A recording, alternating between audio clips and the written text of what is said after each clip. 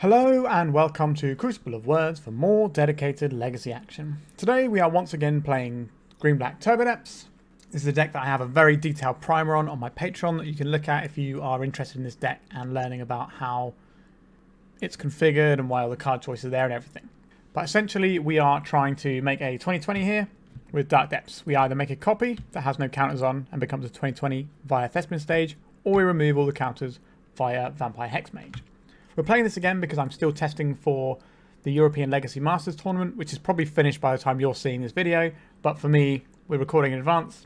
So this is what I'm playing today, getting a bit of testing in. The list is, the main deck is the same as I've been playing for a little while. We've got 8 tutors, 8 pieces of fast mana, 15 pieces of varying disruption, mainly Duresses and Thoughtseizes. We've got Needles for Wastelands and Caracas, stuff like that. Not of this world to protect our creature once it's in play. We've got a few silver bullets in our lands like Ghost Quarter, which can hit opponents' Caracas and things, because we don't want a Wasteland because we're going to be Pithing Needle Wasteland most of the time. Sejiri Steppe, so you can protect our creature via a crop rotation. A Bojuka Bog to mess with graveyards, and a Boseiju, which we can use to blow up problem permanents, whether that's an ensnaring bridge or a Caracas or whatever. This one we can only tutor for via the Sylvan Scrying because putting it into play doesn't really help. We've got a bunch of Urborg so that we can do the Dark Depths, Urborg, Hexmage line to just make our guy. Also, Urborg and Yavimaya mean that if you have either of those lands alongside a Thespian stage and a Dark Depths, you can make your 2020 on turn 3. We've all seen this before. What we haven't seen is the Elvish Reclaimer in the sideboard. This is not a card that I normally play in the Turbodepths, but I mentioned it at the end of the last video I recorded that I'd like to try out a couple of these for the matchups where crop rotation isn't as good, because you don't really want it to get countered, because it can be problematic, but you can't really board lower on tutors. So I was wondering what happens if we play a couple of this card as a different tutor that we have. That's basically the logic there. The rest of the sideboard is more or less as you expect. So we've got the Surgicals, which help versus graveyard decks as well as combo decks. We've got so much hand disruption, including the Kozileks, Inquisition of Kozilek in the board, that we can like take a Doomsday out of our opponent's hand and then extract it. We've got Null Rods for the artifact heavy matchups and things. We have lost the 2 Collector Roof we had in here to try the Reclaimer out. So that could come back to bite us, but we're testing this out. I don't necessarily think this is a list I want, but I would like to test out the Reclaimers and see how they feel as a sideboard slot. One more Not of This World, we need to protect our creature. A couple of Steely Resolves to protect our creature. And 4 Abrupt Decay to kill Blood Moon, Mages of the Moon, and Opposition Agent. And that's the deck. Played it many times before. If you're really interested in this deck, like I said, check out the Patreon. That's got everything you'd want to know about this deck in there. Alright, remember to like and subscribe, and let's get to Turbodepthsing.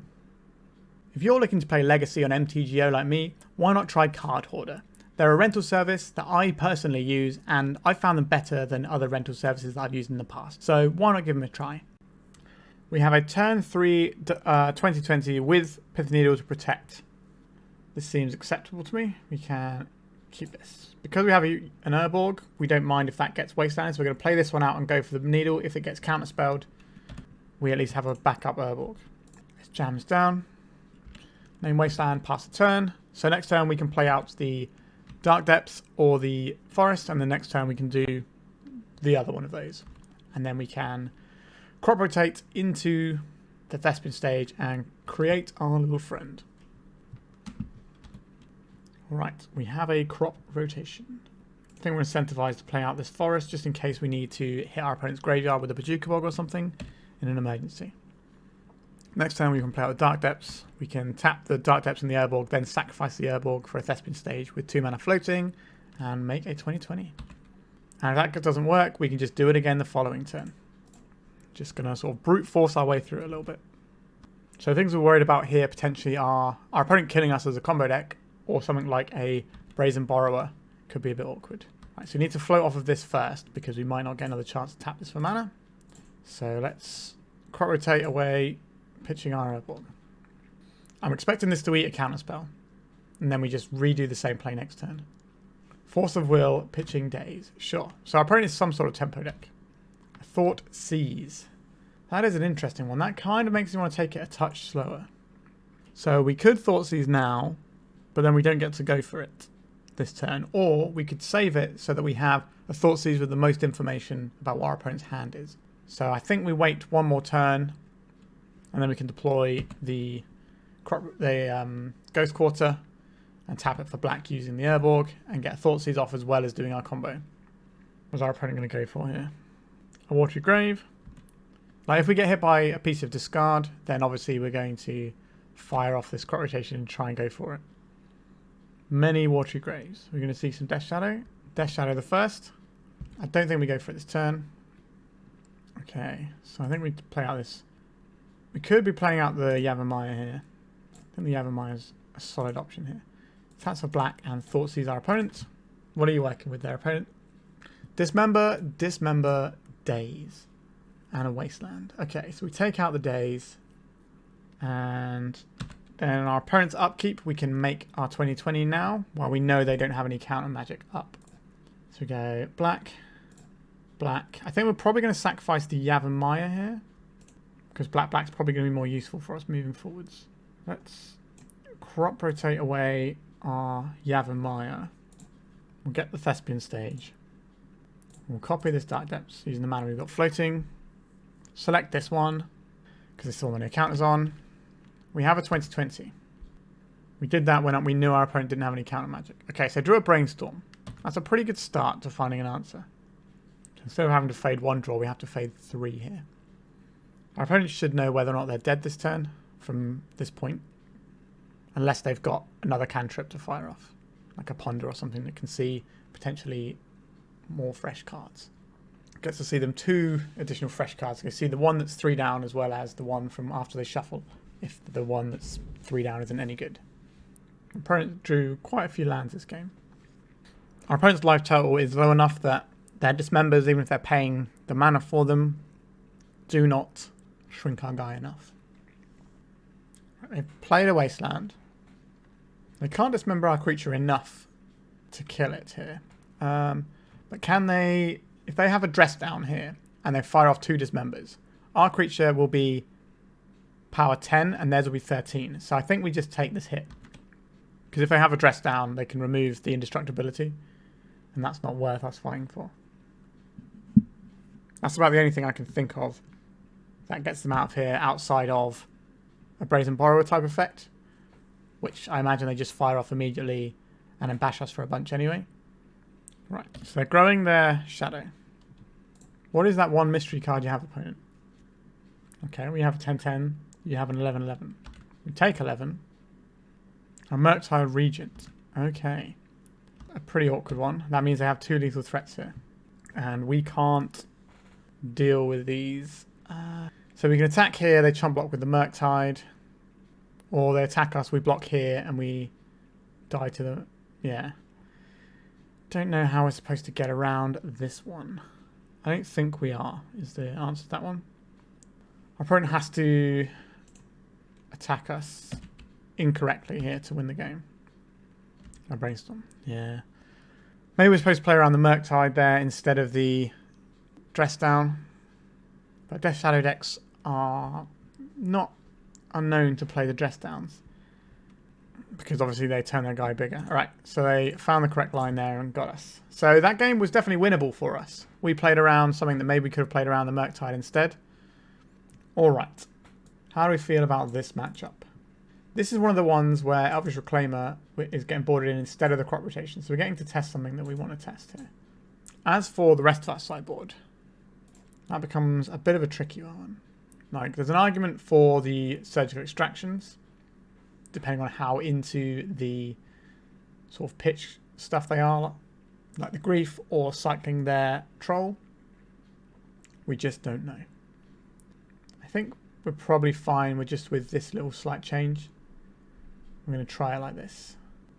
This hand does not play our game plan. That's mulligan. This hand also does not play our game plan, so we need to mulligan again. This hand does play our game plan. We can keep this. So we've got 1 land, 2 land, 3 land. So we got to put back 2 cards. I guess we put back the 2 black cards because we can't cast them right now. Let's just jam this Pithing Needle. We have a win that is not Thoughtseizable here because it's just 2 lands. So that's pretty tasty. Right, we're going to try and make our opponent cast a spell here. Alright, we're just in, are we? Interesting. I guess we'll get a backup Dark Depths. Because this way, if they somehow answer our first Marit Lage, we can then go and pull another one up. Because we've already got the harder part to find. I was just trying to get a card out of our opponent's hand then. But we'll see. So they know that we have the combo next turn. Alright, they're digging for an answer. Let's see where these cards go. They're putting a troll into play. Sure, this is not a creature we can block. But we can make a 20/20. Which I hear is pretty good. There's a lot of ways this can go wrong, obviously. Shoulder's Edict and Brazen Borrower being prime examples. The Duress does not hit Brazen Borrower. It does hit the Shoulder's Edict. So we have to make a choice as to whether or not we want to try and snipe away the potential Shoulder's Edict or not. That is a tough call. I think we can afford this one extra turn of protection. Let's Duress and see if this works. They have a Brainstorm to hide some good stuff, and that can also put us in a bit of a bind. They're cracking their fetch. We're going to see a hard cast Force of Negation on this. We are. Alright. So we have to decide if we're going now or we're waiting one more turn to try and draw some more defensive measures. I think we have to try and go now. I think you're pretty much always playing this Force of Negation in that situation to keep information, because whilst we don't know what our opponent has in their hand, it's much better for them. Right, let's Underground Sea. And reanimate on the troll. Okay, our opponent is telling us we have to go now. Here comes our 20/20. Do they have the Edict or the Borrower? They should do it now before we draw for our turn. Unless they have a Force of Negation, they do it in our upkeep. Okay, they do have a Shoulder's Edict. Alright. Elvish Spirit Guide. This cannot block. We are dead. So yeah, the play where we could have blocked the Death Shadow is a bit awkward. I wonder how much of that is down to me having watched a video today where somebody was playing a dressed down Death Shadow deck and really got their opponent, so it was just in the forefront of my brain. I think mass-wise, they're probably going to have maximum 2 dressed downs, but they're going to have maximum 3 Murktides. So we're probably supposed to play around the Murktide then and block the Shadow, and then we get a game 3. So a little bit unfortunate there. I think we definitely could have played that first one differently. Just had a weird vibe that we're supposed to play around the dress down there. Alright, let's go to the second round. So our opening hand for this game is a little bit awkward.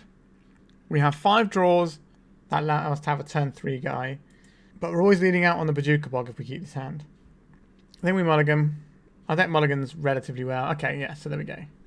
We have a great hand here. We chuck back the Duress. We have turn 1 Thoughtseize or Wasteland, Pithing Needle on Wasteland, into Turbodepths Hexmage. Boseiju. Okay, Reclaimer. Understood. Mox Diamond. Alright, so now we have a choice to make. This is a horrible matchup for a start. I think we are playing this out. We can either Thoughtseize here or Pithing Needle. If we Pithing Needle, we can either get the thing they're going to find with the Reclaimer or just nail the Reclaimer. I think it's just best to nail the Reclaimer here. Now, the deck's going to have a bunch of Wastelands in, so we can definitely get hurt here.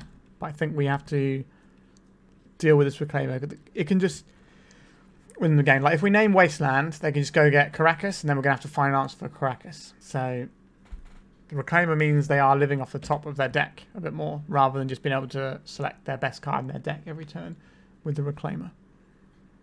Our opponent is... oh, they have a Karakas. Alright, so we're going to get back for 1 here. A Sylvan Scrying, you say? I will take that. What are we playing here? It has to be the green source if you want to cast a Sylvan Scrying. Alright, let's go and get a Ghost Quarter. We can get a Boseiju. That's going to require more turns to do that. It's going to be roughly the same. I guess if they tap out with their Karakas, then it gives us an option to Boseiju it instead of Ghost Quartering. And then if we wait 1 more turn, so we play out the stage, then we play out... so we play out the depths, and we play out the stage. So we have 4 lands in play then. And we can Boseiju and Hexmage. So it's the same either way, but the Boseiju gives us a potential opportunity to blow our opponent out if they tap their Caracas here. Because we can make our Vampire, and then we make the legendary creature if their Caracas is tapped, and then we can Boseiju it. Whereas if we get the Ghost Quarter, then they know they know that they're safe for one turn. They should know what we're doing by the cards we've played. Wasteland, we have that covered with the Needle. Our opponent's Boseiju is in play. They might have more though. Black mana, interesting. Oh no, we don't have that covered, do we? Because the Pithing Needle is on the Elvish Reclaimer, isn't it? Yikes. So yeah, so we had the... Yeah, this is awkward, isn't it? So our Pithing Needle ended up... Obviously it still matters because they'd be just getting a Wasteland every turn and putting us in the ground. Alright. An Elvish Spirit Guide. That is an interesting one. We'll play out the stage here. We can Boseiju our opponent's Caracas at end step and then untap into Dark Depths. Let's see. And saves to our Pithing Needle naming Wasteland. Oh dear. Right, Elvish Reclaimer has caused us some issues here. But they probably have a Maze of Ith in their deck as well. So again, if we put the Pithing Needle on Wasteland, they can just tutor up the Caracas and the Maze of Ith. That requires us needing multiple answers, which we obviously still need right now. But alright, so they're sacking now so they can deal additional damage to us. Makes sense. So there is a tension here. If we Bojuka Bog, sorry, not Bojuka Bog, Boseiju their Caracas now and they have life from the loam, our goose is rather cooked because they're just going to get it back. So I think we have to use our life total as a bit of a resource here and try and find some additional mana to work with. Alright, there is our Dark Depths in play. If we can find another land next turn, then any land or mana source will give us, well, not any land, anything but Bojuka Bog or Dark Depths. Although Dark Depths still works after a fashion, we can tap one and then we can let it die when we play the second one. And then what we can do is Boseiju the Caracas and make the Marit Lage. But if we have to play a Dark Depths to do it, it's going to require us to dodge the life from the loam that they might have, because we're going to have to tap the mana on our turn. So we're kind of holding out for a mana source here. But a lot of our deck is mana sources, so I don't think that's a problem. A crop rotation. Is there a way that we can squeeze around this and use this crop rotation? I don't think so. It does give us an option to get rid of their Caracas and be able to get a Bojuka Bog if we need to. So I think that's acceptable. So we can Boseiju in our opponent's turn. And then we have the Spirit Guide for emergency crop rotation if we need it. So I can take a little whack here. This the Abzan Depths deck is a pretty ghastly matchup for us, to be fair. Another Reclaimer, just a powerful 3/4 beat stick. Let's blow up this Caracas, shall we? Okay, they're crop rotating it. They're going to get their own... Okay, they're going to get a Wasteland here. Alright. That's kind of okay. We have the crop rotation to deal with this. If they just Wasteland something right now. I think we should probably wait until our turn. Because if we target this, then they can hit in response. Okay. So they want to make us lose our Yavimaya. Interesting. Let's crop rotate away our Yavimaya for an Urborg. Similar but different. This means we can't beat the life from the loam very easily now. This also gives us the option to Thoughtseize our opponent here. Green Sun Zenith and Sylvan Library. I'll take this Green Sun Zenith. We will cast this Hexmage for black and black. In our opponent's upkeep, we will make our 20/20. Because they're more likely to have a Wasteland than anything else here. So I think I'd rather not have to try and play around that. So let's just make 20/20 in the upkeep. Our opponent's got a Sylvan Library in hand. So that doesn't do them any good. They need to find something off the top here. If we'd have left them with the Green Suns, they could have found an Endurance, which would buy them enough time to potentially win them the game. They drew a Swords to Plowshares off the top. Alright, not necessarily our day, but that gives us a lot of time. But they will have a Sylvan Library, which is going to give them a lot of cards. So, a bit awkward, truth be told. But we can cast our tutors here. Right, so the Sylvan Library is in play now. We have a tutor. Right, let's cast this. Green. Green. Let's go and get our Dark Depths. Play our Dark Depths. And play our Hexmage. We could have done this in a way that saved us one of our Spirit Guides, thinking about it. That might have been a stronger go of it. So I think, again, we want to play around the Wasteland here. Round out Excavator is going to be terrible for us. A Source of Plowshare is going to be pretty irritating. Oh, they didn't have anything in the top cards. Alright, we got the win there. This is a difficult matchup though, so I'm not expecting the most here. So we have some really difficult decisions to make here. We definitely want these extractions because our opponent, we want to strip all their wastelands and things out. Steely Resolve is awkward in some respects because our opponent is also playing Marit Lage combo in their deck. So if we Steely Resolve, their Marit Lage is untargetable. And our Marit Lage is untargetable. So we can't use Sejiri Steppe to push our way through. Which puts us in a very awkward spot.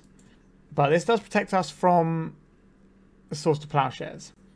I think we're maybe supposed to... I think we're supposed to look at trimming Duresses here. They're not very good in this sort of matchup. So we can have these. And I think we're better off taking an Inquisition here over these Duresses. Because this can hit all of their creatures as well as being able to hit things like Green Sun Zenith. Abrupt Decay is also useful here. And it's something we could look at. We could even just go for these Abrupt Decays here and then board in another Reclaimer so we've got an additional tutor. We can try that. I've not played with the Reclaimer sideboard before, so I haven't fully mapped this out. But we're going to give it a whirl like this. I think all of our special lands have some merit here. Our hand here is very slow and doesn't really give us anything outside of the Abrupt Decay. Like, we can obviously tutor for a bunch of stuff. But I think this is a matchup where the Pithing Needles are going to look really good. So let's mulligan this. We have a lot of protection. We do have a combo if we have more land. So I think we'll keep this. And we'll probably get rid of one of our extractions. So we can nail their wastelands and just ignore wastelands. And then we have two Not of This World to stop things like Plow and the Caracas. But if they get to block for a turn with something like an Endurance, then we're going to need an additional piece. Because that'll give them the option of Caracasing. Alright, so they're pitching their own Dark Depths. They don't really want to have a Dark Depths in play in this matchup. We also don't want a Dark Depths in play until we're going off. A Green Sun Zenith for 1. This is going to be for an Elvish Reclaimer, which is an incredible card in this matchup. Okay. Let's play our Verdant Catacombs and pass. So we have an emergency crop rotation if that's the thing we want. If we can find another black source, we can try for a Hexmage combo. Sejiri Steppe, that's not really relevant here. I think they're probably just going to spin up a Caracas here. Just keep themselves protected. It also gives them for their colours. Right, Thespian Stage. We can turn this into something useful if our opponent wastelands us, because we have a crop rotation in the bag. We don't get to cast for Abrupt Decay with the mana we have now, so our opponent's going to get at least 2 activations out of this Reclaimer. It'd be interesting to see if they go for the Wasteland or the Caracas here. I think it should be the Caracas, but we'll see. Oh, Flag Sames. Okay, so they're just accelerating out their mana here instead. Interesting. If we can find an Urborg, we can combo with protection. A Thoughtseize. Yuck. This is real bad news. I don't think we can fire off this crop rotation because we can't just have a Dark Depths in play because our opponent will just Thespian Stage it. So we have to let this Thoughtseize hit, which is awkward. Yeah, so we probably lose the crop rotation, I would say, here. Because that's the only way that we can access the one thing our deck does. Yuck. They took the Hexmage. That's interesting. That's probably worrying, to be honest. That means that they think they can beat everything else in our hand. Uh-oh. An Urborg. Okay. So we can play this. We turn this into a Bayou. Because it's going to get rotated away anyway. And play this. Then we pass the turn. So they know we can assemble the combo with 2 Not of This World as protection. So we see what they get with the flagstones. And the flagstone stacking into the Reclaimer. And then we can make a decision. Yep, so there's the Savannah of the flagstones, but what is the actual Reclaimer tutoring for? A Caracas. My opponent's got 2 cards in hand. I think we pass here because they didn't get a Wasteland. Well, they are holding up a Boseiju here. So maybe they were holding up a crop rotation there. I don't think this Reclaimer is attacking us. Oh, it is attacking us. Interesting. Sure, we'll take that. What's our opponent got going on? A Knight of the Reliquary. So our 2 Not of This Worlds do look like they're going to be enough. Are we supposed to Surgical Extract just to see if the coast is clear here? I don't know what they could have that beats what we have here. I want to see what our opponent's working with. Which of these is most annoying to me? Probably the Thoughtseizes. Let's take a peek. Do they have a crop rotation here? They do have a crop rotation. They've got anything weird? Okay, they've got opposition agents. That's important to note. So they have the crop rotation. So if we crop rotate right now, they then crop rotate and wasteland us. Yuck. How are we supposed to get around this one? Because the crop rotate gets the wasteland, which then hits whatever, it then hits our combo. So this becomes a wasteland. They wasteland our Dark Depths. We can always, if we go to kill this, then they can just wasteland our Dark Depths, wasteland our Thespian stage. That kind of jams up because this is our only green source. If we crop rotate for Dark Depths, they should just be killing our stage in response. How do we get out of this one? Pithing Needle. Don't think we can rely on our opponent making a mistake. This is tough. I think we're supposed to decay this Knight. So black, green. So they can crop rotate, but the Sejiri Steppe's already gone, so I don't think they can protect against this. But they don't. Do they know our whole hand here? I think they do know our whole hand here. But this allows our opponent to walk into. So we can't let this Knight of the Reliquary untap unless we have the win through a bunch of stuff. But I don't think we can do that. And I don't know what we can draw here that would help us. If we drew a Hexmage, we could go Hexmage, turn this into Dark Depths, and then we're still losing to what's on board. So I think we need to kill this Knight and make the game go a little bit longer, because at the very least, the Reclaimer lands I get come in tapped. They're going to let us untap here. So let us untap here. Alright, they did let us untap. Okay. A Sylvan Scrying. This is kind of an awkward one, because if we cast this, our opponent can spin up the thing we don't want them to have. But I think this is still okay. Let's go and do this. Get the Dark Depths. We do not play out the Dark Depths. We hold it in hand till next turn. Now, the scary thing that our opponent could do here is crop rotate into Wasteland, Green Sun Zenith up a round out Excavator, and we basically don't get to play the game anymore. That's not true. We can still draw some stuff depending on what they hit. Right, they didn't do that, so it ends 10. That's exciting. They should know our whole hand, I believe. I'm sure at this point you can see why I hate these particular matchups. It's such an uphill struggle. You've got Wasteland, Caracas, Swords to Plowshares, Life of Malone / Ramen Up Excavator, Crop Rotations to go find them, Reclaimers to go find them, the Reliquary to go find them. Okay. Green Sun's there for 1. Is that another Reclaimer? Maybe they don't have the roundup. I think in my opponent's shoes, obviously I don't know what their deck configuration is like. Okay, a Sylvan Safekeeper. That's interesting. That's very interesting. So now it feels like our opponent is trying to get a Thespian stage and Abrupt Decay. So they're trying to get a Thespian stage in response to our combo, I believe.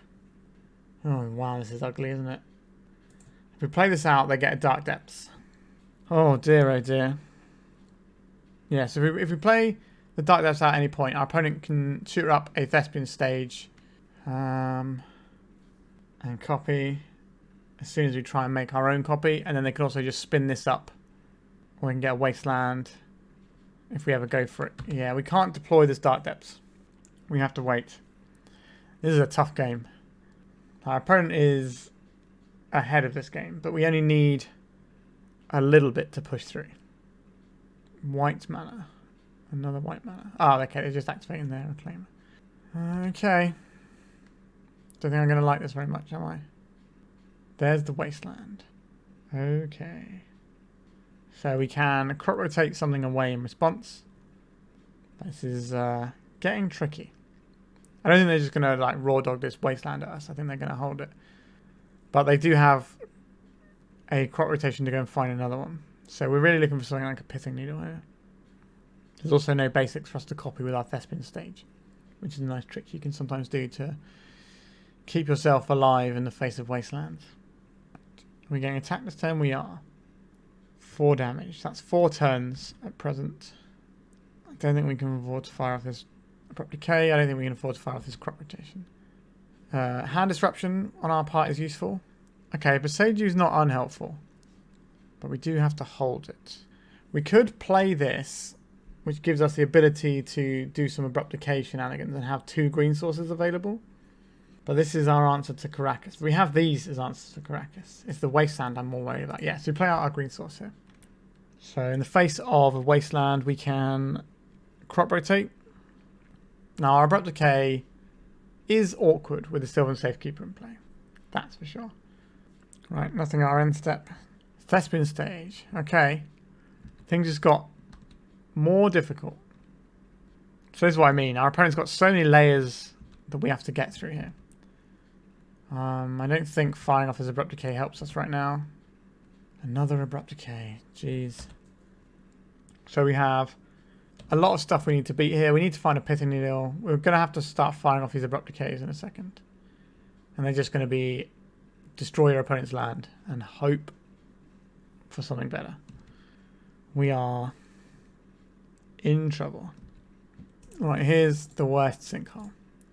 Green, black. Which land are you going to sacrifice, opponent? I don't think it matters.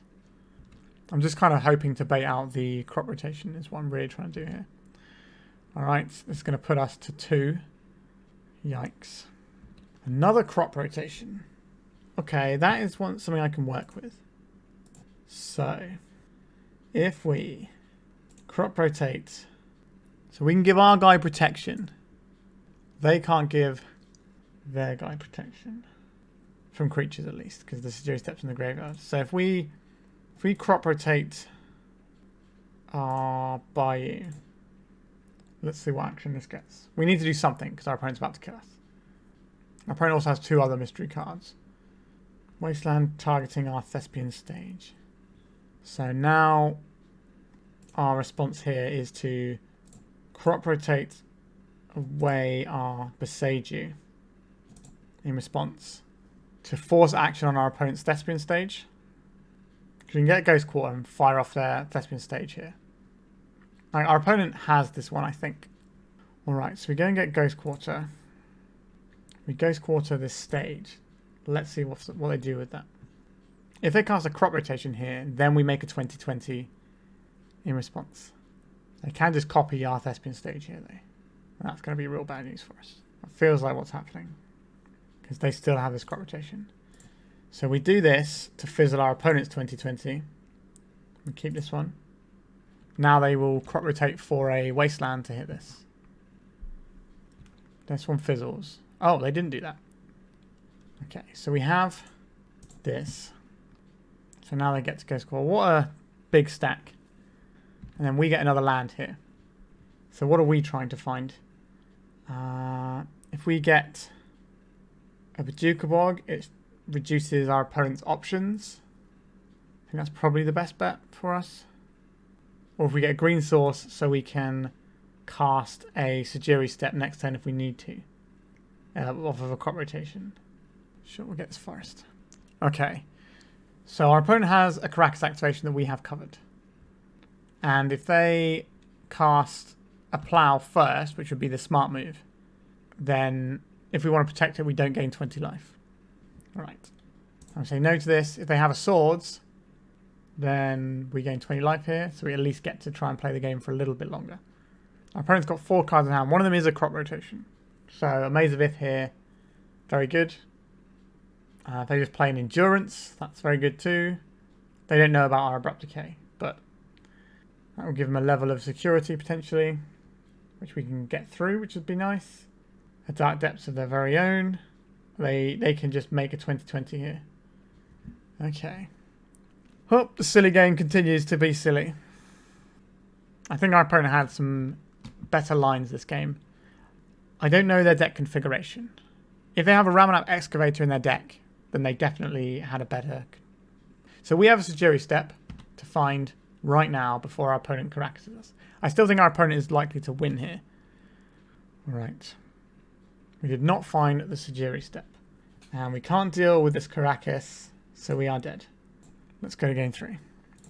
So as you can see, this game is a horrible slog at times. I think I like all the things we've got here. We've seen the opposition agent now, which is important for us to play around. I should have looked at their deck more closely if they did have a Ramanap Excavator, really, shouldn't I? I don't think we want some of the other things. The fast mana, I think, is really nice in this matchup because our lands can get wasteland, and like you saw there, we needed a lot of mana to play all of our tricks in one go. And also, if we can sneak in under our opponent's radar, that's pretty good too. No, I think we just resubmit here. Hand destruction is obviously better on the play, but I don't think that's where we can go here. So, what does our hand do? We can Sylvan Scrying. Is this hand too slow? I think it might be. I think we can have to mulligan this one. This hand doesn't do anything, so I think this one has to go. What a weird hand this one is. I think we can go deeper and get a better hand here. Yikes. Are we going to 3 cards? Our opponent has kept on 6. I think we have to keep this one. And it's bad. Okay, so I imagine this game is going to be relatively slow at least. So what are we getting rid of? Put 3 cards back. I think we get rid of Spirit Guide. I think we get rid of... is it the Hexmage here? We're not getting rid of Not of This World. We're getting rid of one of our lands that makes all our other lands tap for good stuff. Or we can have them both and get rid of the Bayou. But the Bayou is kind of flexible. That means that we can't be taken off of the colour that we don't want to be taken off of. I think we get bin off the Yavimaya here. And maybe it is the Hexmage. Sure. So the Urborg is the land I care about getting wastelanded the least. Because we need to have our green mana from our Bayou. But we do need to play lands to the board here.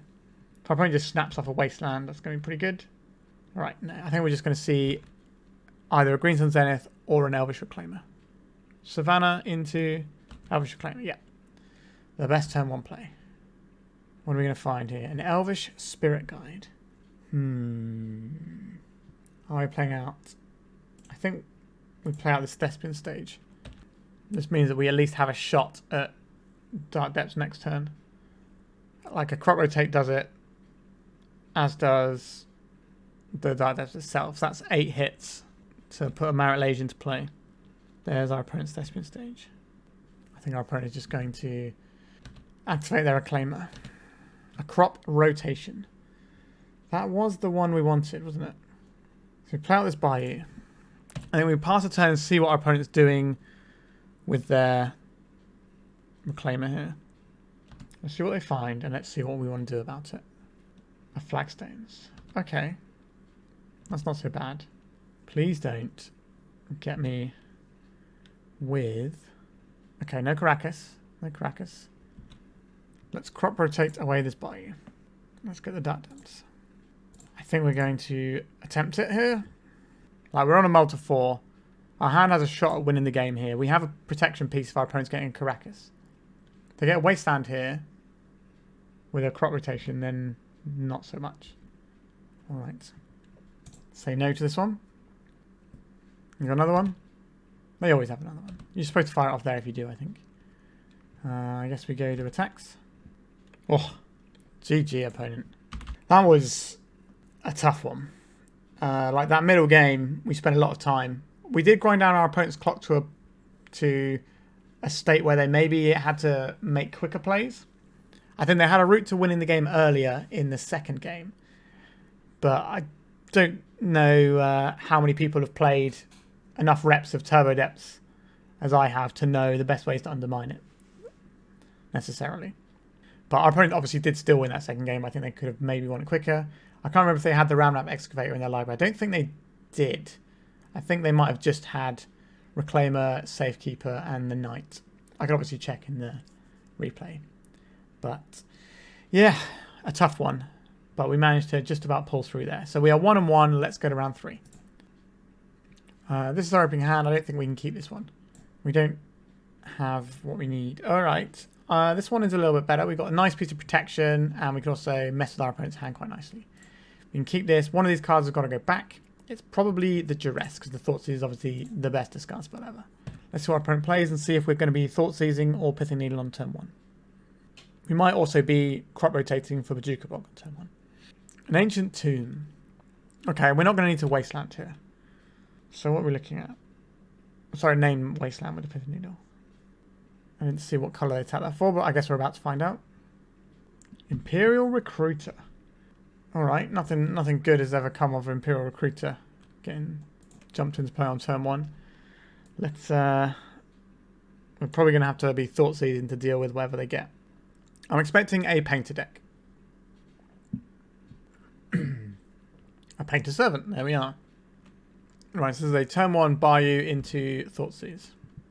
Alright, that's certainly a useful one to have as well. We can obviously name Grindstone with our Pithing Needle as well. Goblin Welder is an interesting one. Am I more scared of Goblin Welder, or am I more scared of the Painter Servant? We can Pithing Needle the Painter Servant if you want to. Sorry, the Goblin Welder if you want to.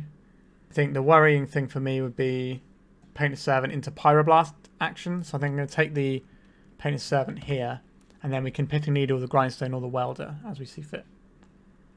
We can crop rotate for Yavimaya, so we get to cast 2 things this turn. So we're going to want this crop rotation anyway. But we'll see what we draw, and then we can work out the best way to navigate this. There is the Welder. So I can obviously get this Painter back. And if I'm worried about Pyroblast, I should be naming the Welder here.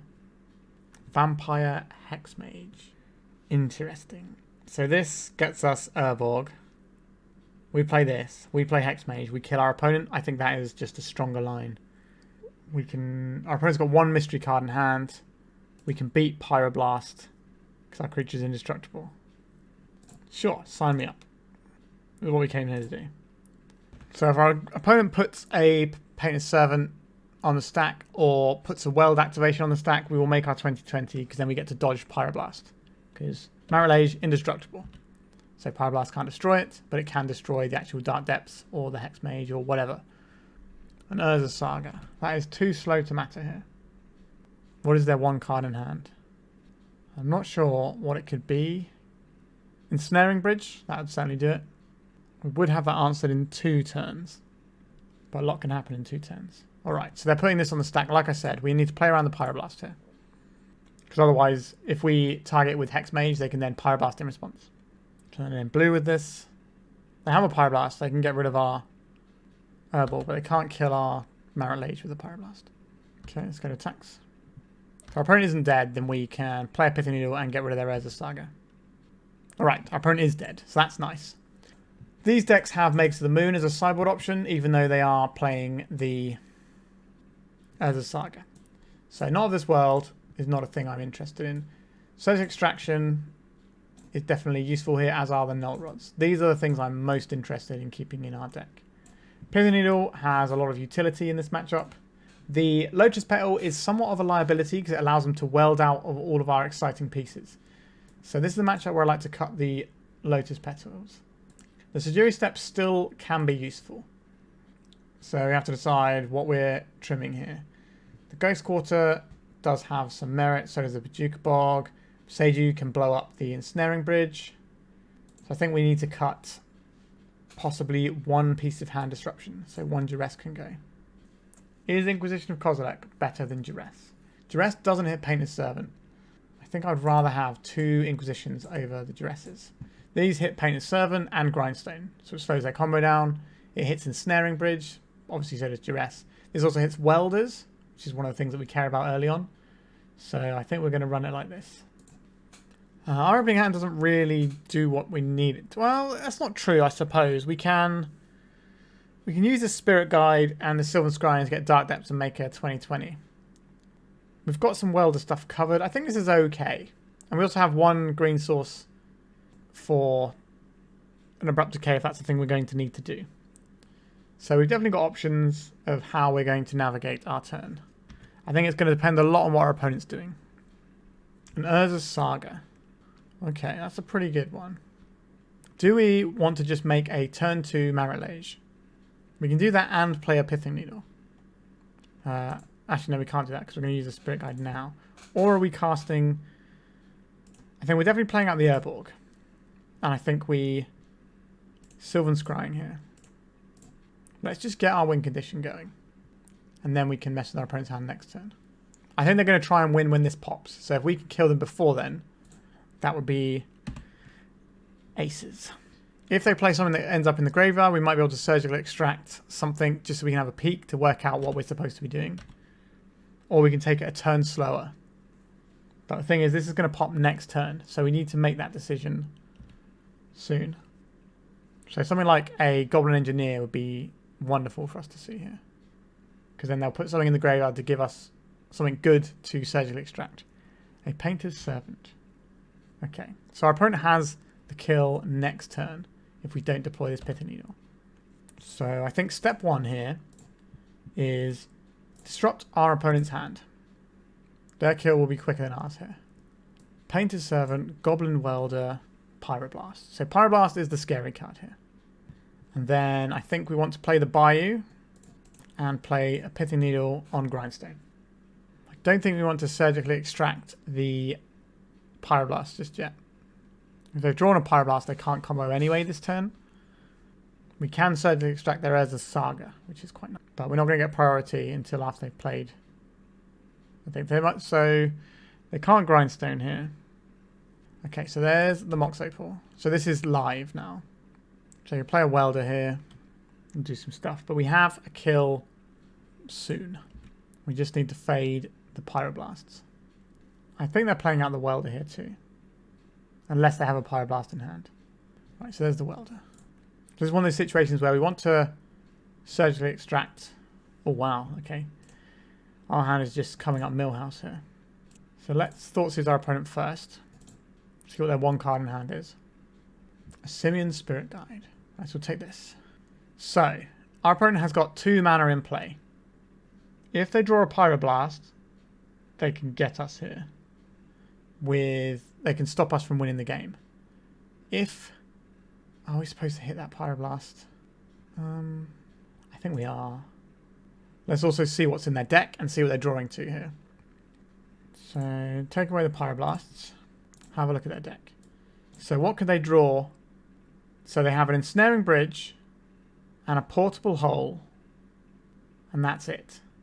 Those are the only 2 cards that stop us from... They have a Red Blast, I suppose, which could be awkward. But they have 1 Red Blast, 1 Portable Hole, 1 Ensnaring Bridge. Interesting. Okay. So we can play around a Pyroblast by playing a Red Blast by playing a second Vampire Hexmage. So we're not going to pop this now because this lets us play around Portable Hole. Ensnaring Bridge, we need to draw the Abrupt Decay to play around. Is our opponent alive or dead? I suppose they couldn't even play the Ensnaring Bridge, could they? So draw a Mountain, so we have the game here. This was actually just 2 outs there, and one of them is only buying them 1 turn. Attacking with a Goblin Welder. I will take 1 damage from this Goblin Welder. I don't really know what they can have here, because they have no cards in hand. So we just make our guy, and bash for 20. This is the matchup I think is relatively good for us. They don't have the most ways of dealing with our Marit Lage once it hits play. And like I said, if we board out our Lotus Petals, they can't just get easy kills on our needles with welders. So they can just turn this into a Lotus Petal. We can never keep a needle in play, unless it names the welder, obviously. But then we'd rather have the option of flexing this to name something like a Grindstone, just being quite safe. But yeah, that matchup's pretty good. We are 2-1. Let's go to round 4. Interesting. I think we'll keep this. We have a turn 3 2020. And a Sejiri Steppe to poke through some defenses. I think we want to play the Thespian stage here in case we draw another bit of fast mana. Can get punished if this somehow doesn't resolve. If this doesn't resolve, I'm inclined to Spirit Guide out the second one. So I'd love to draw some protection, like a Not of This World. That may feel a bit safer. Underground Sea. Our hand is relatively Thoughtseize proof. We have our combo rolled up. We just need the mana sources. So they'll probably take the Spirit Guide because that delays us for a turn. They took the Needle, interesting. Another piece of fast mana. We did not draw another piece of fast mana, but we do get to go next turn. That is exciting, isn't it? Let's play this Dark Depths out. And so they didn't play a white source, so we're not worried about them going Prismatic Ending and then Wasteland. That's something we have to think about if they played a white source. But we're probably somewhere on the scam spectrum here. Alright, you can play a Grief, that's fine. You can take our Elvish Spirit Guide. Not what's not happening here. So we got a 2020 rolled up. We can reanimate this as well, and it doesn't bother me. It feels like our opponent's on the blue-black scam deck. Oh no, an Ancient Tomb, that's interesting. What are we going to see here? Shoulder of the Apocalypse. We do beat this on the timescale we're working on. Another Dark Depths. So play this out. Our opponent gets to gain 2 life up to 18, but then we bash them for 20. And 20 is certainly more than 18. So that's nice. Another Ancient Tomb.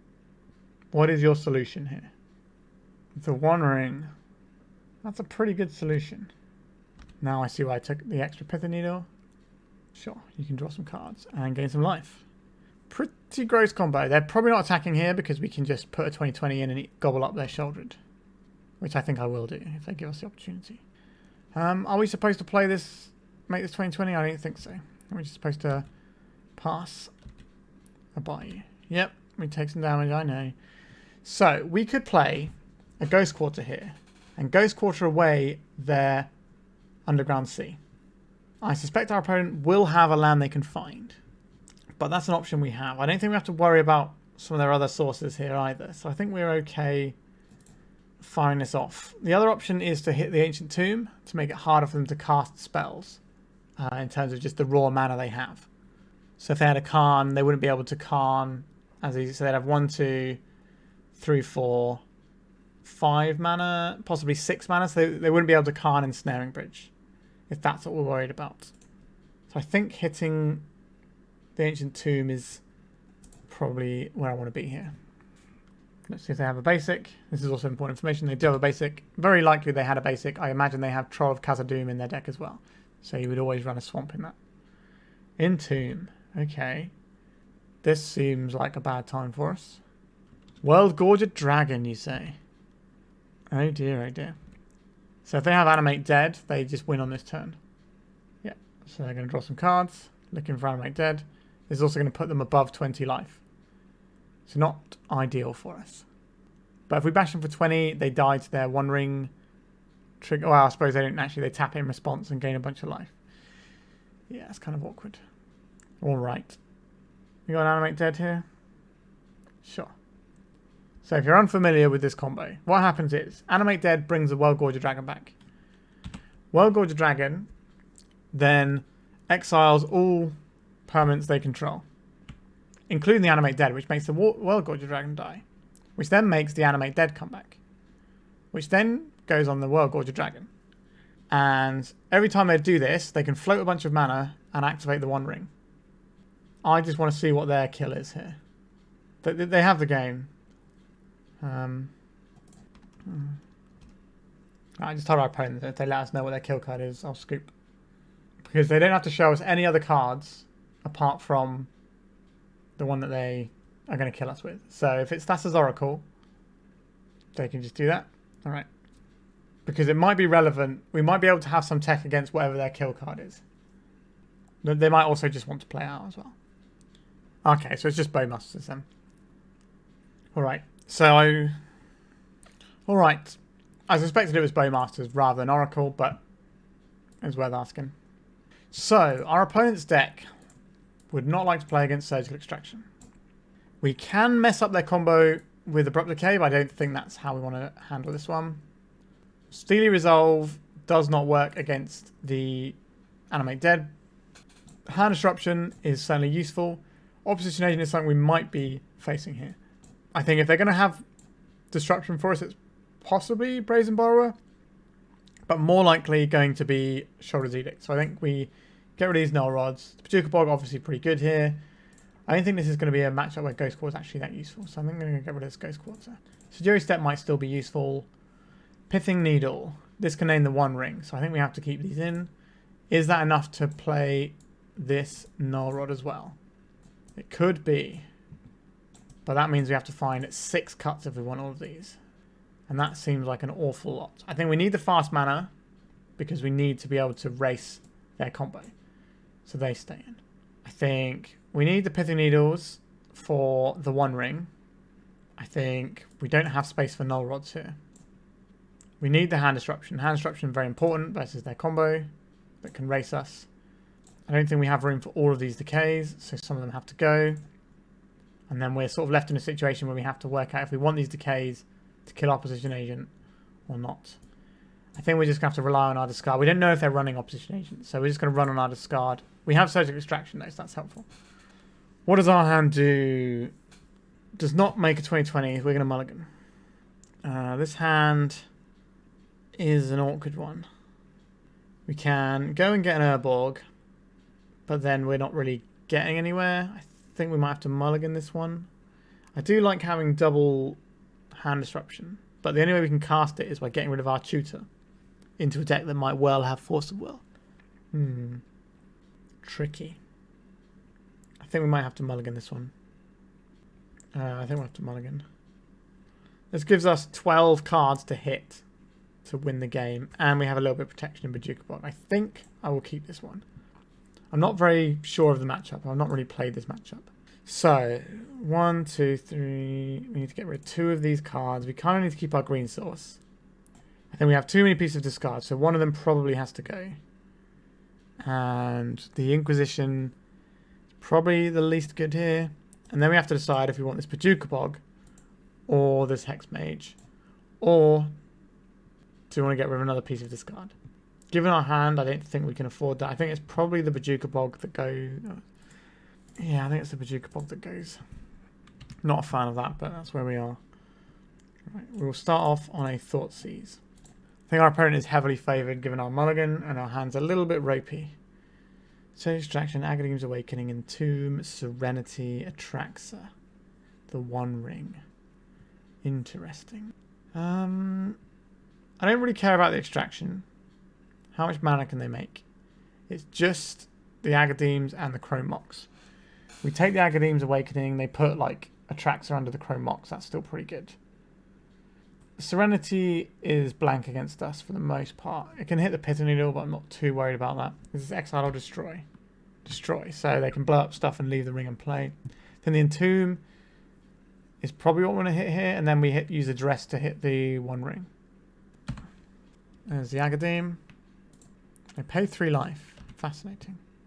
I guess their life total isn't the most important thing in this matchup. Right, let's Duress our opponent here. Just take that pesky ring, I think. The Troll of Khazad-dûm. That's why they paid the life. Understood. I think this is taking the One Ring territory. Just leave them with a bunch of stuff. I doubt they're going to surgically extract our Duress. If they're going to hit anything, they would hit the Thoughtseize. I think they're just going to save that to try and get our Dark Depths and just say no to it. Right, so the Troll's been cycled. They now have a Swamp in hand. There's a Swamp. Not sure what set this is from. New Phyrexia or something maybe? One of the Phyrexia sets. Or some random heavy metal rock set that I didn't know about. That's what it looks like to me. Oh, an Urborg. That's an exciting one, isn't it? I think we are... If our opponent draws a land and a thing, I think we do have to just Duress our opponent again. Serenity, Chrome Mox. So we're taking the Chrome Mox here. And we know not to play out our Hexmage until we can activate it. So the ordering of our stuff is important. They're probably just going to play a Bowmaster and beat down with it now, They've told us they have Echo in their deck as well. So they have Echo Lines like Diamond as a thing they can do. But this clock is fine. Our deck doesn't really care about Bowmasters. So I don't really mind in the spot. Oh my god. I can't stop drawing Duresses. Most of my draws have been Duress. We'll take this other one ring. And pass. If we find a land, we can try and combo. If we find... Well, we need a land and a... Actually, no. If we find a crop rotation, we can combo. If we find a Dark Depths, we can combo. If we find a Sylvan Scrying, we can combo. We found a Yavimaya. So we could deploy our Hexmage here. That would open us up to a bunch of removal that our opponent may have, like Bowmasters and things. So I think we're supposed to pass here and just take the 5. So 3-turn clock. And we do clock in one go. And we can stymie some of the damage by blocking one of these 1/1s. Right, they're not attacking with the Bowmasters. A Pithing Needle. Okay. This is an interesting one. If we play this Needle on the 1 ring, if our opponent casts Serenity, they don't have a white source yet though. If they were to cast Serenity, they could blow it all up, put it under Daffy Voidwalker, and then name Vampire Hexmage. But I think we die before then anyway, so I think we just play this and name the 1 ring. I think we're just going to sit here and die to stuff. There is an option to play out the Hexmage here. I don't think that's going to win us the game though. It's going to expose us to a thing that can kill us. I think we need to think about how we're winning the game. Okay. And Entomb. So we need to think about how we're winning the game rather than how we're not losing the game. And the way we win the game is making Hexmage give us a 20/20. So we can take 5 this turn. And then we can take... yeah, maybe we are supposed to play the Hexmage out here. Yeah. It's tough here. Depends if they attack with the Bowmaster. They didn't attack last time. But if they attack this time, then our calculations are off. Yeah, they are attacking this time. So they should be able to close this one out, I reckon. It's a Sejiri Steppe. Okay, it doesn't matter what we do here. We play this guy out. I guess we're not technically dead. We have a play available to us. We first strike down the Bowmasters. Then we remove all the counters from Orcish Bowmasters and only take 3. And then we try and draw... I think we don't have the Abrupt Decays in, do we? No, we don't have them in. Are we playing a Sejiri Steppe just so we have more mana to work with next turn, potentially? Does that matter? I don't really know what our out is here. I think we don't have one. We need our opponent to make a mistake here. Right, so we block here. First strike damage. And remove all the counters here. It becomes a 0/0. And we survive for a turn. We got to do a cool play there, but we are just dead to this Daffy Voidwalker next turn. I don't think they have Space or Opposition Agent in their deck. Yeah, this is why I don't like keeping hands. Alright, now do it. This is why I don't like keeping hands that don't make a Marit Lage. I think we kind of had to a little bit there. I'm not that familiar with this matchup. I know what the combo is, but I don't really know what it does when it's not comboing that much. They look like they're just playing all the good black spells, which our deck is pretty good against as a general rule. But yeah, so that makes us 2-2 going for the 3-2 in the final round. Right, this overhand hand doesn't really do anything. That's mulligan. This hand makes a turn 3 20/20 with Wasteland Protection. We can throw back a stage here and expect to draw another land. I don't think that's an unreasonable expectation. So I think we get a Bayou here. Just lock in our colours. I've played against our opponent a few times. I can't really remember what they play. Let's get a Bayou. Let's drop this Needle. It's not in Wasteland. A Volcanic Island. So we might be looking at some sort of Delver strategy or a Sneak and Show strategy. Okay, Delver it is. Understood, opponent. So we'll play out our Ghost Quarter, I think, here. So the plan, the reason for playing out the Ghost Quarter is, the idea here is that we duress our opponent. I guess we duress our opponent first. We want to play around a daze. So we play out the Ghost Quarter, then we can duress our opponent. And then if the coast is clear, we can crop rotate this into something more useful. Just a lightning bolt. Okay. That's not so bad. So I'm thinking our opponent's next upkeep. So we get to see the top card of their library here as well. It was a brainstorm, that's pretty annoying. They did not flip it. Okay. This is a matchup I quite like. An Underground Sea there. But there's definitely ways our opponent can beat us. For sure. A Delver was their draw for turn. Okay. So we get bashed for 1 here. We know our opponent's hand. So if we play a Thespian stage out here, we crop rotate this into a Dark Depths. And then we have it next turn. And then we have it on our opponent's turn here. Are we supposed to do this now to avoid counter spells? And it means we can sack our Ghost Quarter instead of our Bayou. That seems like a better play to me. So we go green, 1, crop rotate, get rid of Ghost Quarter, get Dark Depths. This becomes a copy of this. Pitching this. Alright. Our opponent has 1 draw step. They can put land and creature into their graveyard here. Let's see what they reveal. They can flip Delvers. Okay, so Delver's not flipping. So it's not Shoulder's Edict. It could be... Alright, they didn't have it. So it could have been something like Mishra's Bauble, which would give them an artifact in their graveyard. They crack their Flow Strand, gives them a land. They Bowmasters, kill one of their guys, turn Dragon's Channel into a thing that can block, and then try and figure it out next turn. But we got the win there. So, we want to block their Wastelands. So we want these Pithing Needles. I don't really want Not of This World here. I think I would rather have a combination of Hand Disruption and Abrupt Decays. I would like these Abrupt Decays in, and I would trade 2 Duresses in for 2 Inquisitions. Because Inquisition hits Brazen Borrower. And that's really important to us. I think we still want the fast mana. We don't know if they're playing Shoulder's Edict or Brazen Borrower, so I just think having Discard is going to be better there. And we do still have the emergency crop rotations. So this is one of the things I was thinking about playing the Elvish Reclaimer over some crop rotations. I'm going to try that here because that's what we really came to test today. So let's try the Reclaimers instead of 2 crop rotations. So obviously crop rotation getting counterspelled, pretty annoying. And we have a time to leverage an Elvish Reclaimer. I like this hand. We have the ability to disrupt them a little bit. We have protection against Wasteland. And we have a route to the combo. The fact that we actually have our Dark Depths in hand is really nice. So we can't be Thoughtseize away from our tutor effect. And our tutor effect isn't the one that costs us a land into like a counterspell. What was our opponent going to go for? Delver a Ponder. Okay, that's going to buy us some time. They did not shuffle their library, so that doesn't bode amazingly well for us. Alright. Let's go for a Pithing Needle on Wasteland here. And a Volcanic Island. A Counterbalance. Okay. There is an Urborg. Let's see if they've got a 2 on top. They might well have a 2 on top. But they might have kept a 1 on top. But they chose not to use Counterbalance's ability. They're going to Daze instead. Sure.